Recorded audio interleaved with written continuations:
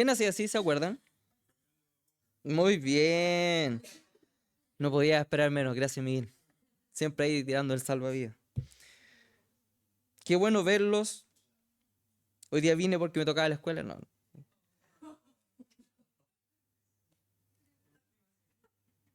Ah, que me toque más seguido. Oh, chao.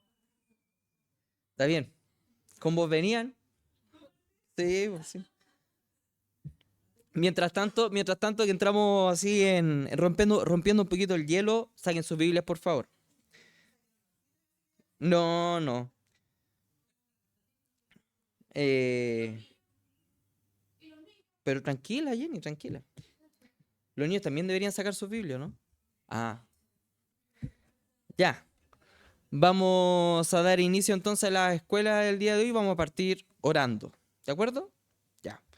Gracias, Señor, te damos en esta mañana por tu amor, por tu misericordia, por tu gracia, Señor, infinita, que día a día nos sostiene, Señor.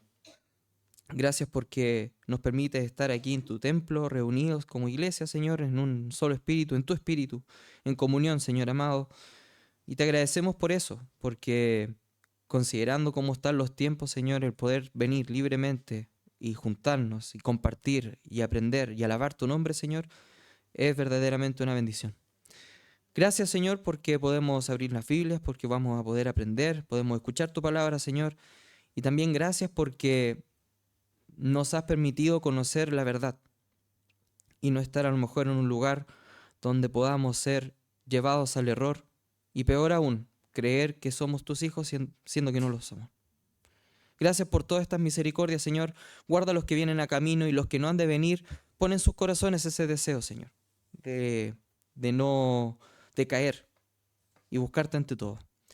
Todo esto te lo agradecemos. Ah, Señor, y también bendice a los niños, a los jóvenes que van a estar en clases paralelas, Señor, para que puedan conocer de ti y obviamente entregar pronto su vida a ti también, Señor. Todo esto te lo pedimos en el nombre de tu Hijo Jesús, nuestro Salvador. Amén. Ya jóvenes y pequeños y profesores.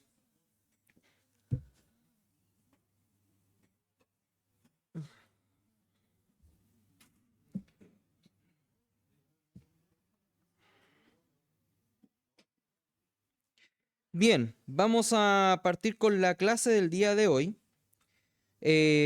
Y antes de saltar inmediatamente al versículo, quiero que veamos la segunda lámina, por favor, Dani. ¿Está grabando, por casualidad? Súper. ¿Y el computador también? Ahora sí. Gracias. Siguiente lámina. Y dice, ¿y de qué se tratará la escuela de hoy?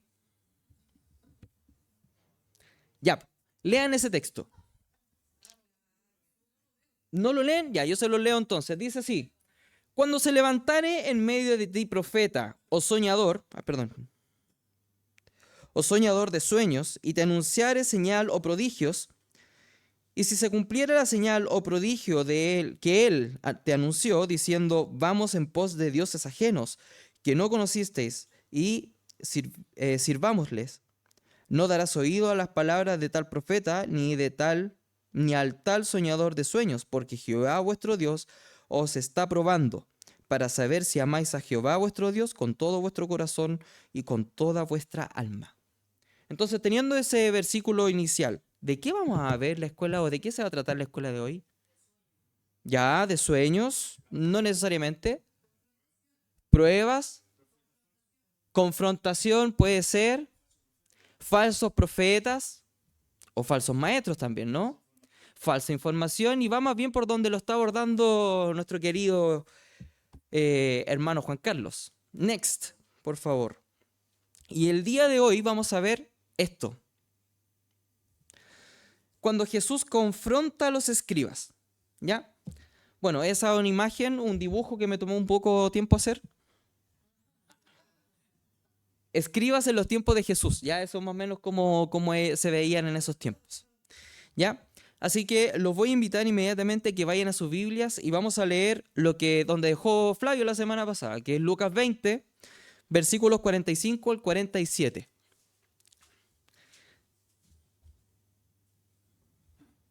De todas formas está aquí se está proyectando el texto y dice, ¿llegaron? ¿Sí? ¿Casi todos? Perfecto. Dice así: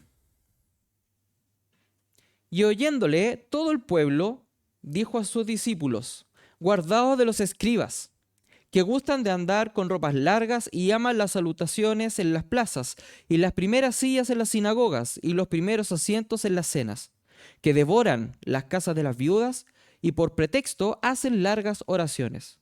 Estos recibirán mayor condenación. ¿Esto qué lo dice? Jesús.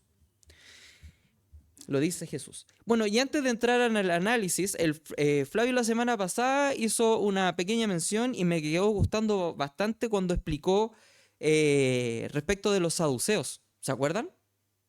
¿O no? ¿Más o menos? Ya, pues, ¿cómo nos van a acordar?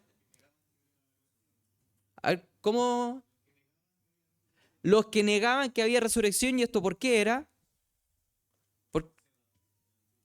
¿Por, ¿Cómo? Porque no aparecía en el Antiguo Testamento, pero puntualmente, ¿dónde no aparecía nada de la resurrección? Pentateuco, muy bien, muy bien. Esto se llama activación de conocimientos previos, ya pues jóvenes. Próxima lámina, Daniel. Bueno, y como Flavio ya abordó eso, quiero que veamos esto que es una organización religiosa judaica de ese entonces. Obviamente que esto es lo que podíamos encontrar en el Sanedrín, que son 4 grupos. El primero, que son los saduceos, que lo explicó muy bien el Flavio. Los segundos son los fariseos. Los terceros, los escribas, y por cuarto son los celotes. ¿Ya?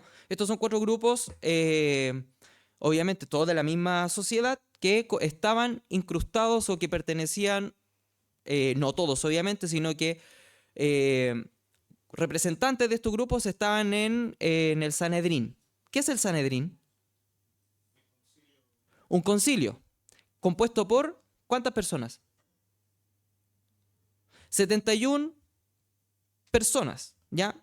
Dentro de esta organización, no puse esto para no llenar tanta información, pero dentro de esta organización del Sanedrín partía el 71, o el número 1, era el sumo sacerdote, ¿de acuerdo? Que regularmente era un saduceo. Y posterior a eso, los 70 que quedaban se repartían entre saduceos, fariseos, escribas y celotes. ¿Ya? Próxima lámina. ¿Se entendió esta organización, no? ¿Sí? Ya, próxima lámina, por favor. Bueno, y acá tenemos características de estos grupos. Los voy a leer porque obviamente el espacio es tan largo que no se logra apreciar muy bien. Flavio ya partió con los saduceos la semana pasada. Los saduceos eran judíos aristócratas, ¿ya? Ricos, tenían mucho dinero. Y además mantenían posiciones de poder, ¿ya? Incluyendo la de los jefes sacerdotales y el sumo sacerdote. ¿Ya? Por otro lado, los saduceos eran mayoría entre los 71 integrantes del Sanedrín. ¿Ya? Era como no sé si el 50+1, pero era mayor en la cantidad, considerando que son 4 grupos los que están dentro del Sanedrín. Y finalmente son muy conservadores. Son muy conservadores. Solo creen en el Pentateuco, tal y muy bien como lo explicó Flavio la semana pasada. ¿Cuál es el Pentateuco? Los primeros 5 libros de la Biblia, ¿cierto? Ya. Sigamos el segundo grupo. Orden ahí atrás, por favor. Gracias. Segundo grupo, fariseos. Hombres de negocios, y ojo acá, de clase media. Uno tiende a pensar que los fariseos a lo mejor tenían más lucas o que tenían una posición social un poco más alta monetariamente, que lo hemos visto en otras clases. Sin embargo, eran más bien de la clase social media. Probablemente más de alguno tenía un poco más de dinero, ¿ya? Pero la generalidad era más bien de clase media. Ellos eran la minoría en el Sanedrín. Ojo acá. Sin embargo, no, todavía no voy a llegar allá. Perdón, sí. En la minoría, sin embargo, controlaban las decisiones del Sanedrín. Gracias. Gracias, Juan Carlos. Me trajo agüita. Entonces, los fariseos son minoría en el Sanedrín, sin embargo, controlaban las decisiones de este. ¿Por qué creen? ¿Qué pasa eso? Tal cual. Porque ellos, al ser de clase media, tenían mayor contacto con lo que es la sociedad. Por lo mismo, eran más representativos. Por ende, ellos hacían esto como mayor peso respecto de lo que pensaba la sociedad en el Sanedrín, porque si no se los comían vivos después. ¿Mm? Finalmente aceptaban todo nuestro Antiguo Testamento, ¿ya? O sea, desde el Pentateuco hasta los profetas menores, y le daban la misma autoridad de este Antiguo Testamento a la tradición oral. ¿Se acuerdan? Varias veces el pastor lo mencionó, ¿cierto? Que está todos los libros del Antiguo Testamento por separado en pergaminos, papiros, ¿cierto? Pero además hay un libro de costumbres. ¿Lo han escuchado alguna vez o no? Si no me equivoco, es el Talmud, ¿ya? Que es un libro de tradiciones, que es lo que obviamente los escribas en el tiempo lo fueron plasmando en un libro, pero son tradiciones orales, que no tienen nada que ver o que están de alguna forma como entrelazadas con lo que está expuesto en Levítico y todos estos primeros libros. Ahora, al ser orales y al ser tradiciones, obviamente que escapan un poco de lo que habla y plasma la Biblia, porque al final lo llevan más bien como al legalismo, ¿no? Tercer grupo, escribas. En sus orígenes, ellos también eran sacerdotes. Ahora, respetados por el pueblo, ya puesto que son hombres eruditos. O sea, hombres muy sabios, que sabían mucho por su formación, ¿ya? Su ocupación era el estudio sistemático y la explicación de la ley. ¿Entiende lo que es sistemático, no? Que es constante, que es con un orden, de que es continuo. Ellos pertenecían a la secta de los fariseos. O sea, los escribas de los fariseos dentro de sí eran lo mismo, pero obviamente los escribas tenían una ocupación específica. Finalmente tenemos los celotes. Y es un movimiento político nacionalista. ¿Ya? Algunos historiadores consideran a los celotes como uno de los primeros grupos terroristas. Exacto. ¿Por qué? Porque ellos, y tal como dice el segundo párrafo ahí, su nombre en hebreo, que es Quanaim, celar, en realidad, ¿por qué ellos son tan radicales? Porque ellos tienen este celo por Jehová. Ojo, no celo de Jehová, por. ¿Se entiende la diferencia? O sea, de que al final este celo que ellos sentían es como por cuidar y cautelar todo lo que implica Dios, perdón, Jehová, ¿ya? Entonces, al ser un grupo tan extremista, llegaban incluso a ocupar o a matar gente en lugares públicos precisamente para hacer valer su posición y obviamente de alguna forma a través del miedo celar todo lo que implica a Jehová. ¿Se entiende? ¿Ahora queda más claro? Perfecto. ¿Seguimos? Ya. Saltemos al texto. Lucas 20, el 45 al 47. Jesús, oyéndole todo el pueblo, dijo a sus discípulos: guardaos de los escribas, que, 1. Gustan andar con ropas largas. 2. Aman las salutaciones en las plazas. 3. Primeras sillas en las sinagogas y los primeros asientos en las cenas. 4. Que devoran las casas de las viudas. Y 5. Por pretexto hace largas oraciones. Y aquí nos vamos a detener un poco. ¿Qué le llama la atención de todo lo que está subrayado? ¿Por qué? ¿O por qué creen que las enumeré? Así del 1 al 5. ¿Qué es devorar?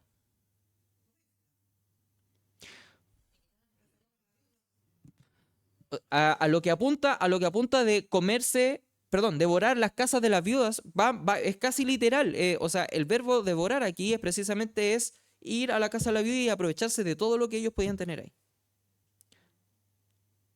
Fuerte, ¿eh? Sí, literal.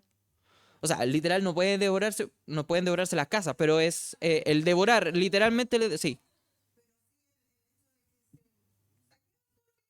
Exacto, es aprovecharse, ¿ya? Porque sin escrúpulos, en realidad. Es aprovecharse de las viudas sin escrúpulos, ¿ya? Eso apunta en lo que dice Jesús aquí. A mí me llamó mucho la atención cuando así, devorar, porque es fuerte el verbo. Yo me imagino al tiro un perro, o sea, yo veo a mi perra devorándose su comida. Se demora 30 segundos menos en comerse un plato Se lo devora.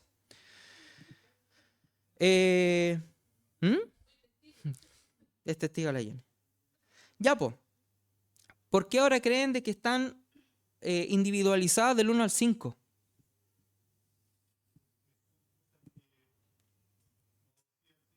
Ya, cosas que aborrecía al Señor, ok.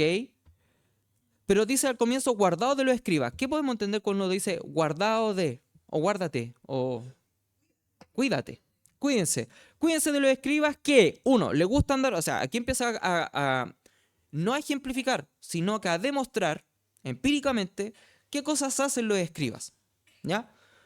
Les gustan andar con ropas largas. Y esto tiene como de alguna forma sus inicios o esta indicación en el Antiguo Testamento, en Levítico, si no me equivoco, cuando les dan ciertas órdenes para que ellos, los sacerdotes, tuvieran que vestirse y de alguna forma llevar a cabo ese mandamiento del Señor, de Dios, perdón. Les gusta andar con ropas largas. Además, hay acabo de olvidar el nombre, que no lo quise poner tampoco, que son unas. ¿Han visto estos que son para apretar las cortinas? ¿Sí? Que es como una tira que tienen dos pompones. Ya. Los judíos ocupan eso en sus vestimentas, al final. ¿Sí? Y eso también es una orden que aparece en el Antiguo Testamento. Sí, la filacteria era lo que estaban inscritas estos mandamientos, ¿no? Ya. Las filacterias, pero estas tienen otro nombre, pero que se colocan en las prendas de ropa. Borlas, muchas gracias, querida. Borlas. Las borlas, con B alta o B, se colocaban al final de las prendas para, de alguna forma, en las borlas tenían que colocar los 10 mandamientos, si no me equivoco. Si no me equivoco. Ya lo voy a verificar y por último después lo podemos ver. Ya, les gustan andar con ropas largas. 2, aman las salutaciones en las plazas. No sé, ¿a usted les gusta que los saluden? Sí, pero así como que usted vaya caminando y como, oh, ¿cómo está? Qué bueno verlo. Así como casi con reverencia. Porque una cosa es, sí, a mí me gusta saludar, pero que uno ame ser saludado, y este saludado no es de alguna forma como, hola, hola, sino es, ¿cómo? Es casi sí, como una ovación, o sea, una reverencia, como si que fuera una celebridad. 3. Dentro de este personaje que no caben dentro de sí, ¿cierto? Aman, porque dice, aman las salutaciones en las plazas y, o sea, también aman las primeras sillas en las sinagogas, o sea, estar adelante. Porque ¿quiénes se sientan adelante en cualquier acto? Las autoridades. Y los primeros asientos en las cenas. Ya, sigamos. Y las primeras sillas y los primeros asientos en las cenas. En una mesa de honor, no sé, llevémoslo a un matrimonio. Está la mesa de honor donde en algunos matrimonios se sientan los puros novios, ¿no? Pero en otros se sientan los novios y los padres. Y esa se le llama la mesa de honor, ¿no? Si lo llamo una cena más grande o una situación más amplia, los primeros puestos siempre son para las autoridades. 4. Que devora las casas de las viudas, tal como lo vimos. Esto es porque los escribas se aprovechan de las viudas, ya con todo esto de sacar el mayor provecho de lo que ellas puedan dar, a pesar de que si son viudas es poco y nada lo que tienen, ¿no? Salvo que hayan sido o que sean viudas de una persona con mucho dinero y poder social, o sea, en esa sociedad. Y 5, por pretextos hacen largas oraciones. Y aquí puse dos asteriscos. El primero que está en el número 5, que es por pretexto que hacen largas oraciones. Y nos podemos ir a Mateo 6, 5 y 6. Lo tengo acá por si lo quieren escuchar, si quieren lo pueden buscar. En Mateo 6, 5 y 6 dice lo siguiente. Estoy esperando porque varios están buscando. Mateo 6, 5 y 6. Dice, y cuando ores, no seas como los hipócritas, porque ellos aman el orar en pie en las sinagogas y en las esquinas de las calles, para ser vistos de los hombres. De cierto os digo que ya tienen su recompensa. ¿Buena o mala? Mala. Mas tú, cuando ores, ¿a quién le está diciendo esto? Discípulo. Cuando ores, entra en tu aposento y cerrada la puerta, ora a tu Padre que está en secreto y tu Padre que ve en lo secreto te recompensará en público. Ahora, no es que uno vaya a recibir bendiciones del Señor en público, ¿no? Así como que me llegue una bendición aquí frente a ustedes, ¿no? Está haciendo el punto de lo que hacen, el contrapunto de lo que hacen estas personas, los hipócritas que están ahí. Busquémosle un sinónimo a hipócritas, según lo que estamos viendo. ¿Quiénes podrían ser hipócritas? Mencionamos 4 grupos, ¿no? Saduceos, fariseos, escribas y celotes. Podrían ser considerados perfectamente dentro de estos hipócritas. Y el segundo, queda claro ese punto del pretexto que hacen largas oraciones, ¿o no? Porque al final, ¿con qué fin uno hace una oración tan larga en público? O sea, si lo llevamos a los tiempos actuales, queridos hermanos, cuando una persona hace una oración así larguísima, de alguna forma, ¿qué es lo que uno tiende a pensar? Oye, el hermano potente. Pero es que uno tiende a pensar, pero es que por eso, y de alguna forma el Miguel se adelantó un poco a la conclusión de esta primera parte de la clase. Cuando uno ve a un hermano, o una persona más que hermano, no, que ora y que le gusta así, y al final uno que puede decir, chuta, el hermano que es bueno para orar, pues el hermano así tiene el fuego, ¿ah?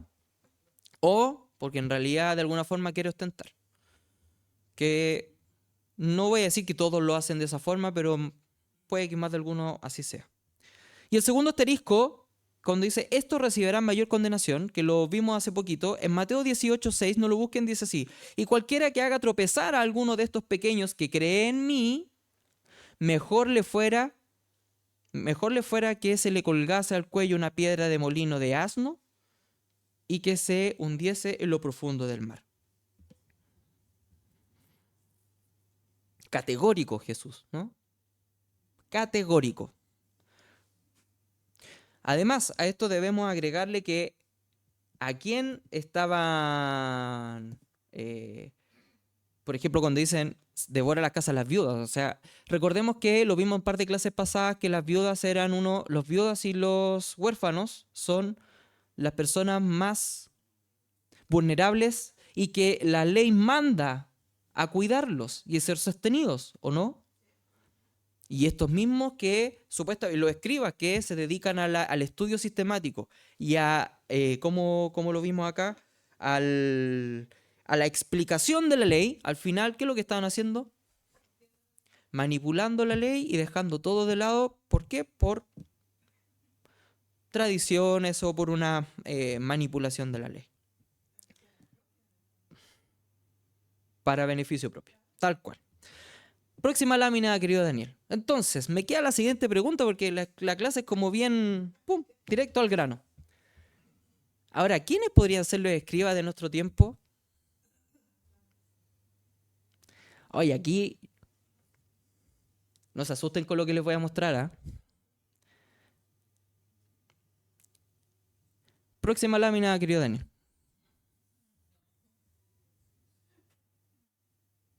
La verdad es que a mí me costó un poco llegar y poner este tipo de láminas porque es directamente apuntar a otras personas, pero la Biblia es clara en decir precisamente que por los frutos los conoceréis, ¿no? Aquí puse 5 ejemplos. ¿Cómo? Aquí puse 5 ejemplos de un universo que es bastante amplio, queridos hermanos. Acá tenemos 5 personajes que ellos son predicadores, muchos pastores. Tenemos el segundo caso que es el apóstol, ¿no? Y que ellos de alguna forma, entendiendo y sabiendo, manipulan. Manipulan precisamente con el fin de hacerse más ricos, de tener fama, de ser aplaudidos, de ser reconocidos, de ser venerados. Ellos, que los voy a leer, tenemos a Carlos Luna, y él se cambia el nombre a Cash. Uno sabe que en inglés cash es efectivo, ¿no? Habla de dinero. Cash Luna, él es hondureño. Guillermo Maldonado, él era... Hoy olvidé todo, no puse los nombres. Guatemalteco, gracias. Yesenia Ten, ella es de República Dominicana. Y también tenemos Fernando Chaparro y Billy Bunster, que son chilenos. Oye, aquí yo tengo un grupo de amigos o un par de personas que no me hablan nunca más en la vida si ven esta escuela dominical. Y la verdad es que cuando uno, o yo a veces me doy el tiempo de ver predicación y cosas así de ellos, no porque quiera prosperidad, ¿no? Pero estas personas lo único que hablan es de prosperidad, lo único que hablan es de aspectos monetarios y declaraciones de salud y de que yo decreto cosas por el estilo. Entonces, ¿por qué puse esto? Porque de alguna forma uno podría apuntar y identificar a estos escribas o a estos falsos maestros, ¿no? Como lo dijo muy bien Juan Carlos al inicio de esta escuela. Y es re fácil mirar para afuera y empezar a identificar al tiro. No, este personaje habla puras tonteras. Habla puras cosas de prosperidad. ¿Mm? ¿Cierto? Ya. Siguiente ejemplo. Este es casi uno como líder mundial en lo que es como el Evangelio de la Prosperidad. Siguiente, Dani, por favor. Joel Austin. Bueno, tanto los anteriores, muchos de ellos, como este personaje, tienen, no voy a decir cientos, pero tienen muchísimos libros además, en donde aplican lo que ellos hacen, este tipo de híbrido de la palabra del Señor con experiencias personales y de poco menos coaching, ¿cierto? De tú puedes, el Señor está por ti y cosas por el estilo, en donde los llaman todos a tener este como crecimiento personal para tener una vida plena dentro de en la tierra. Y plena no en el aspecto espiritual, emocional, sino un aspecto monetario, derechamente. Y miren, y la iglesia de Lakewood Church, que está en Estados Unidos, tiene 52.000 miembros. 52.000 miembros. ¿Nosotros cuántos miembros somos? 50 y algo, ¿no? O sea, somos menos del 1%. Es como el 0,01% de los miembros de ellos. Y la iglesia de Lakewood hace la misma cantidad que un Movistar Arena. La misma. Un poquito más, un poquito menos, pero es virtualmente lo mismo. Entonces, comprenderán una iglesia de esa magnitud. Al final son puros conciertos.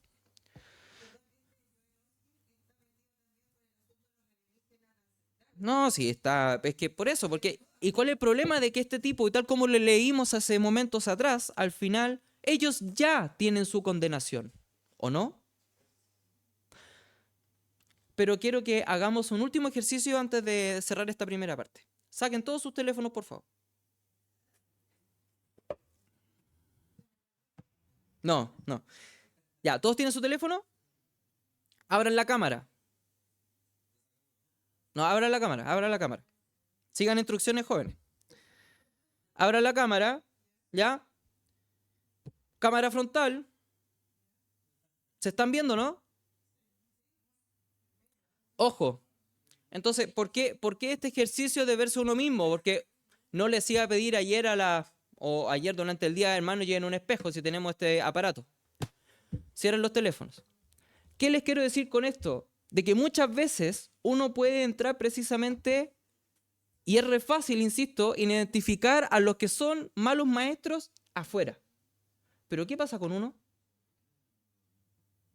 Por lo mismo que les dije que se vieran en los teléfonos y que vieran sus caras, precisamente porque es uno muchas veces el que se hace tropezar a uno mismo. El pastor varias veces lo ha mencionado en otras predicaciones también, el tema del emocionalismo, que es cuando uno empieza como a justificar ciertas acciones porque, pero es que cómo, pero es que pucha, pero, pero si el Señor sabe, el Señor ve todos los corazones. Uno no puede juzgar, ¿no? Porque es que uno, ¿quién es para juzgar? Y así podemos dar muchos ejemplos, ¿o no? Pero precisamente es uno que debe tener cuidado con uno mismo también. Hay un versículo que a mí me encanta, que está en Jeremías, que dice, que lo vamos a ver, si quieres puedes pasar a la siguiente, la que sigue. No conclusión parte 1, esa. Sigue, por favor.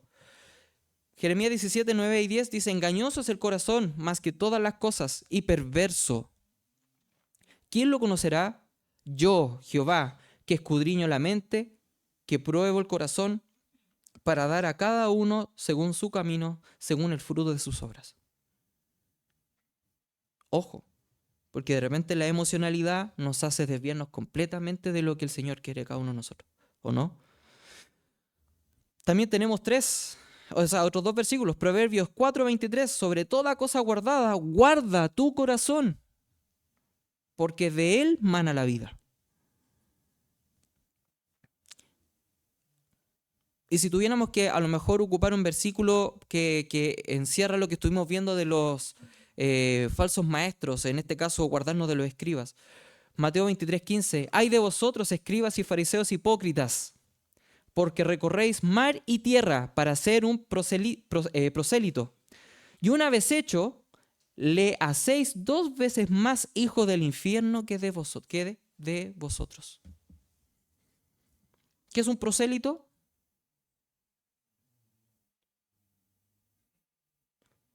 Si no saben, pregunten. Es un grupo, es cuando, por ejemplo, yo fuera un predicador, o en este caso llevémoslo a los predicadores que estuvimos viendo anteriormente, empiezan a predicar y se empiezan a hacer un grupo que los sigue. Ese grupo es un prosélito. ¿Ya? Entonces, que recorréis mar y tierra para ser un grupo que los siga, o discípulos de ellos, ¿no? Y una vez hecho, ya una vez formado este grupo, los hacéis 2 veces más hijos del infierno que de vosotros. ¿Por qué? Porque al final le enseñan puras cosas desvirtuadas. Que ni siquiera los mismos fariseos, ni los escribas, ni los celotes, ni los saduceos, ni nadie del Sanedrín, ni nada de esta plana religiosa judaica sigue. Que es precisamente la palabra del Señor. ¿Se entiende? ¿Sí? Entonces, por eso, hermanos queridos, la primera parte de la conclusión, o la primera conclusión, de alguna forma, lo que nosotros no podemos olvidar es que además de tener cuidado con el resto, tenemos que tener cuidado con nosotros mismos. Ahora, hay una herramienta que nos permite o que nos permitiría precisamente guardar nuestro corazón, guardar nuestra mente, seguir realmente a Jesús. ¿Y eso qué es? Gracias, Andrés. La Biblia. El estudio sistemático de la Biblia, el estudio guiado de la Biblia. El estudio, obviamente, guiado por alguien, porque si uno empieza, no sé, pues yo le mostré a Chaparro y le mostré a Billy Bunster, que son chilenos, ¿no? Si uno empieza a ver sus predicaciones, son súper convincentes, pues, queridos. Pero que son algunos detalles que uno empieza así como, a ver, no, pues si esto no dice la Biblia, y uno se va a la Biblia y dice, no, pues si esto no lo dice. Entonces, ¿cómo uno va a saber defenderse e identificar a estos falsos maestros si uno no conoce la palabra del Señor? Y el chileno es re bueno para creerse que se la sabe y no sabe nada, po. ¿O no? No nos leemos los manuales de instrucción, con suerte no leemos libros. Bueno, por algo el chileno tiene tan malos índices internacionales de, ¿cómo se llama?, de comprensión lectora. Vamos bien, ¿no? Les quiero mostrar un meme para hacer un quiebre en esta primera parte.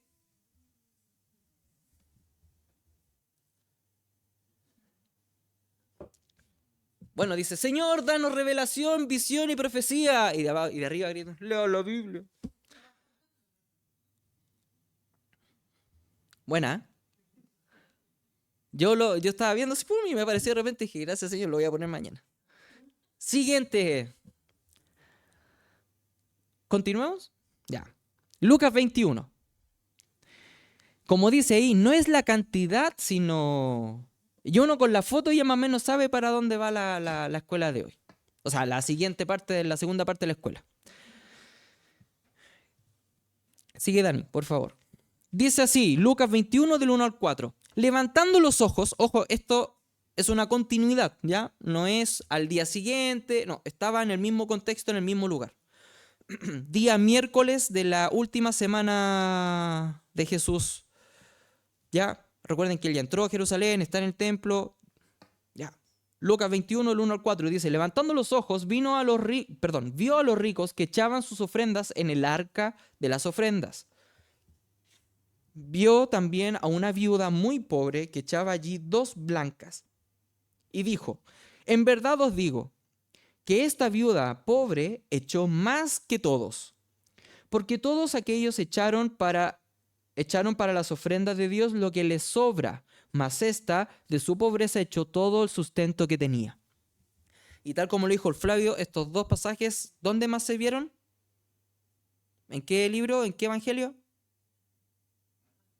¿Mateo o Marco? Están en los 2. Ya. Uno, al leer estos 4 versículos, como que uno ya sabe más o menos para dónde va la escuela, ¿no? Y de hecho, el título que decía no es la cantidad, sino, ¿cierto? Y el punto suspensivo. Ya, pero vamos a desmitificar la enseñanza general que se hace de este pasaje. Siguiente, Dani, por favor. Y acá tenemos el templo de Herodes. Ya, recuerden que el templo que hizo Salomón fue destruido, después lo levantó Herodes, ¿no? Así fue, ¿no? ¿Sí? Ya. ¿Dónde estaba Jesús? En el patio de las mujeres. Ah, había patio para las mujeres, toma. ¿Cómo que machistas? Están los 2 pórticos, las 2 columnas, gracias. Precisamente ahí entrando, donde hay 3 personas o 3 mujeres, un poquito más arriba, Dani. ¿Quién es? Ah, el Dani, sí. Ahí. Ese es el patio de las mujeres. Y en ese patio, siguiente, Dani, por favor, estaban las arcas de las ofrendas, que eran 13. Y como dice ahí, dicen, estas arcas se llamaban trompetas, porque tenían forma de trompeta, con una boca grande en la parte de arriba. Así, cuando la gente echaba sus monedas, sonaban al caer, y por ellos se podía saber más o menos cuánto echaban, por el ruido de las monedas. No era ofrenda silenciosa, como en muchos lados se estila hacer. Cada caja tenía una inscripción con el nombre para lo cual se iba a destinar el dinero de esa ofrenda en el templo. Como eran 13, había una organización, no la quise poner para no aburrirlos tanto, pero como además de esto que dice leña, animales, utensilios, incienso, sacrificios, etc., son 13 distintas categorías. Y estas 13 estaban ubicadas en el patio de las mujeres en distintas partes. En cada columna tenían que ir. Ahí hay un ejemplo de esta trompeta. ¿Vamos bien? Ya. ¿Cuántas monedas echó la viuda? 2 blancas. Ya, una blanca. Siguiente, Dani. Dale. Ya. Si esto fuera un denario, ¿ya? Siguiente. Eso es una blanca. Es un 128avo de denario. ¿Ya? ¿Cuántas blancas dio? 2, ya. Ahora, un denario, ¿cuántos se acuerdan cuánto era? Miguel el otro día explicó hizo todo este cálculo, de hecho lo hizo el cambio a sueldo actual. Iba a decir argentino, no sé por qué. No, que está inflado. A sueldo actual, ¿no? Ya, 2 blancas. Eso dio la viuda. No dio nada, po. Ah, pero no, pues si no me respondieron. ¿Cuánto es un denario? El sueldo de un día de un jornalero. Como el sueldo diario de plana o de alguien que trabaja en algo. ¿Cómo se llama? Así. Sí, no sé si el mínimo, pero más como un obrero, es como una. Claro, es que por jornal, claro. Sí, es como el pago de la jornada, independiente de lo que ésta sea, no necesariamente construcción. ¿Ya? Un denario es el pago diario como establecido para la jornada. Está bueno ese. Ya, sigamos. Análisis entonces. Levantando los ojos Jesús, el mismo día cuando estuvo hablando con los discípulos que les dijo, guardaos de los escribas, vio a los ricos que echaban sus ofrendas en el arca de las ofrendas. Vio también una viuda muy pobre, una vez pobre, que echaba allí dos blancas. Y dijo, en verdad os digo que esta viuda pobre, segunda vez que aparece, echó más que todos. Me quiero detener ahí un poco. Esos pobres que están ahí son distintos en el original. Y el segundo pobre, que está con asterisco, como dice ahí, viene de la palabra tochos. Probablemente sí, no se debe pronunciar, pero así por lo menos lo puedo leer. Y dice, no tienen nada y están obligados a mendigar. Sí. O sea, cuando Jesús habla en la segunda parte, dice, en verdad os digo que esta viuda pobre, podríamos poner, en verdad esta viuda pobre y mendiga o pobre que no tiene ya nada, echó más que todos. Porque todos aquellos echaron para las ofrendas de Dios lo que les sobra, más esta, de su pobreza, echó todo el sustento que tenía. Y uno regularmente tiende a leer estudios o devocionales de este pasaje cuando dice, no importa cuánto tú des, sino que importa el corazón con lo que uno hace. ¿O no? Y esa es como la enseñanza regular de este tipo de pasajes, o en este tipo de pasaje que habla Jesús de la viuda. Por eso al comienzo le puse, no es la cantidad. Ahora, cuando Jesús menciona esto, no está enseñando como la medida en cómo el pueblo tiene que ofrendar. No es que diga, con 2 blancas basta y sobra. Ahora, estas ofrendas son ofrendas voluntarias, ¿sí? Porque van para distintas cosas. Sino que dice, perdón, entonces eso es lo que uno puede entender más o menos de este tipo de pasajes.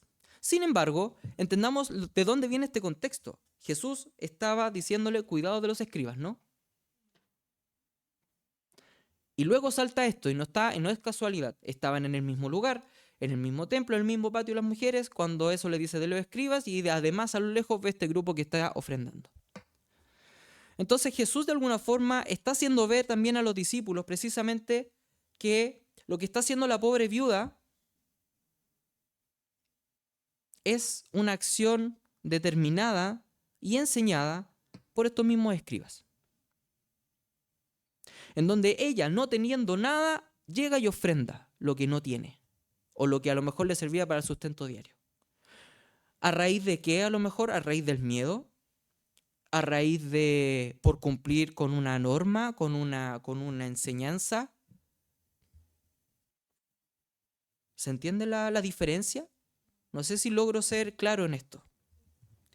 Pero lo que está enseñando aquí Jesús es precisamente eso. Ojo, porque al final los escribas no solamente los engañan, sino que también hacen toda una manipulación de la ley y todas las costumbres que al final lo único que hacen es y lo que pasa con estas pobres personas es cumplir con normas y con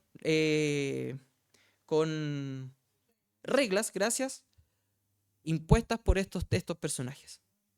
¿Se dan cuenta que va relacionado con el tema de los falsos maestros?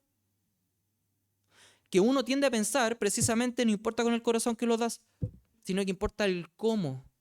Perdón, no importa el cuánto, es el cómo. Pero ahí de nuevo, ¿de quién estamos hablando?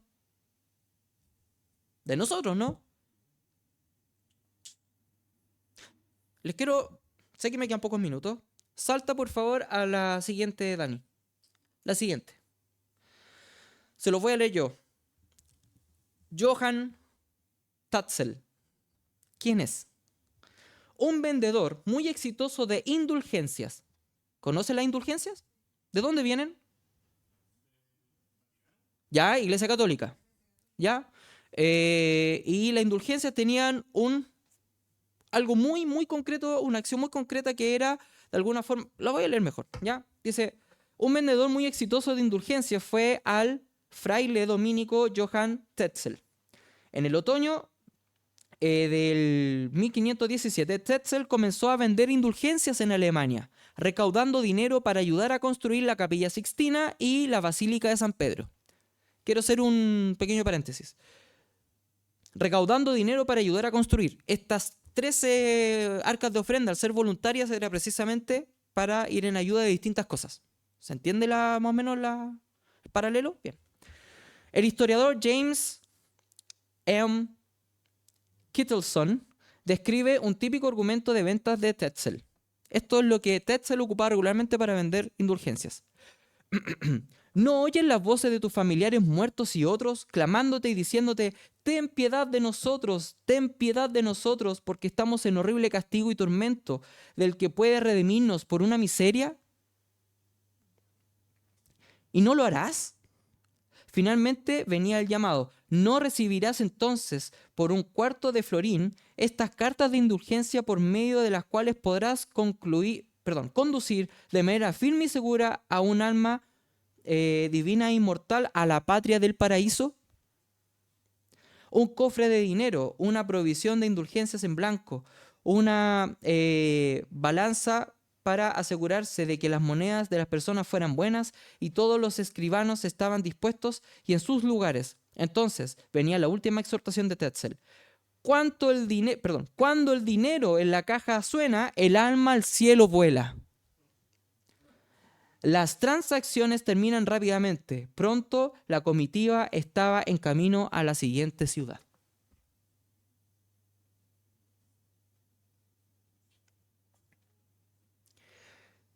Lo que hacía Tetzel no apareció en no fue creado necesariamente por la Iglesia Católica en esos tiempos vendiendo la indulgencia.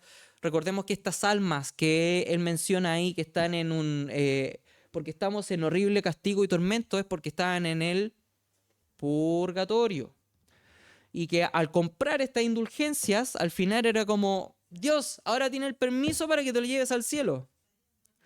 Entonces, cuando sonaba la caja, el alma volaba al cielo. ¿Qué quiero o por qué le estoy mostrando este tipo de cosas, queridos? Es precisamente porque lo que pasa con la viuda que estaba en una condición de miseria, ¿no? Probablemente hasta indigente, ¿sí? Lo que pasaba con ella era precisamente algo muy similar a esto. Al ofrendar y dar en las arcas de ofrenda, muy probablemente era para ganar favores. Pero insisto en esto: este pasaje está conectado con el anterior. Guardado de los falsos maestros, o en este caso de los escribas. Y resulta de que de alguna forma lo que estamos viviendo, lo que vemos en esto, es precisamente que nosotros también tenemos que tener cuidado de este tipo de cosas. Yo recuerdo una vez una tía que no es evangélica ni cristiana ni nada. Ella, en el afán de buscar a Dios, se metió a estos canales de enlace y cosas así donde hablan los televangelistas, y que por una suma de dinero ellos iban a orar por esa persona y por que les fuera bien y para que salieran de la pobreza o ¿cómo se llama? De las deudas y todo ese tipo de cosas. Y hermanos, esto todavía existe. Y es mucho más nocivo de lo que uno se imagina, porque ya no aparece en la tele, está en las redes sociales de manera muy solapada. Entonces no es un tema de que cómo yo doy las cosas al Señor, no es como con el corazón. Aquí, hermanos, hay que sacar eso de la emocionalidad y enfocarnos directamente en lo que Jesús está enseñando en esta oportunidad, que es precisamente cuidado con aquellos que les meten el dedo en la boca. Y tal como dice aquí en conclusión, que puse estos 3 puntos. Primero, que ya lo mencioné y que Miguel se adelantó delante un poco, debemos aprender sistemáticamente la palabra del Señor. Esto no debe ser solos. Debe ser guiado, idealmente por un discipulador. Si no hay posibilidad de discipulador, apóyese con el pastor o con un hermano de la iglesia que usted considere anciano, por así decirlo, es decir, con ya cierto conocimiento, con cierta base, pero no lo haga solo. Porque tal como le mostré en láminas anteriores, podemos caer redonditos en las trampas de varios. 2. Dejarnos llevar por el emocionalismo nos hará pecar una y otra vez, comillas, creyendo entender la voluntad del Señor. O creyendo creer de que sí estamos en lo correcto. O peor aún, de que sí somos hijos del Señor. Ojo ahí, cuidado. Y estamos pecando con todo. Tercero, debemos reflexionar muy bien si realmente creemos en el Dios de la Biblia o nos hemos fabricado un ídolo que de Dios solo tiene el nombre. Esas son cosas que tenemos que analizar. Por eso el ejercicio de mirarnos con el teléfono, como si tuviéramos un espejo. No sé si queda alguna duda, alguna consulta. Alcanzamos a ver las dos. Bien. ¿Dudas? ¿No? ¿No? ¿No? Ya. ¿Oremos? Miguel, ¿nos puede guiar en oración, por favor?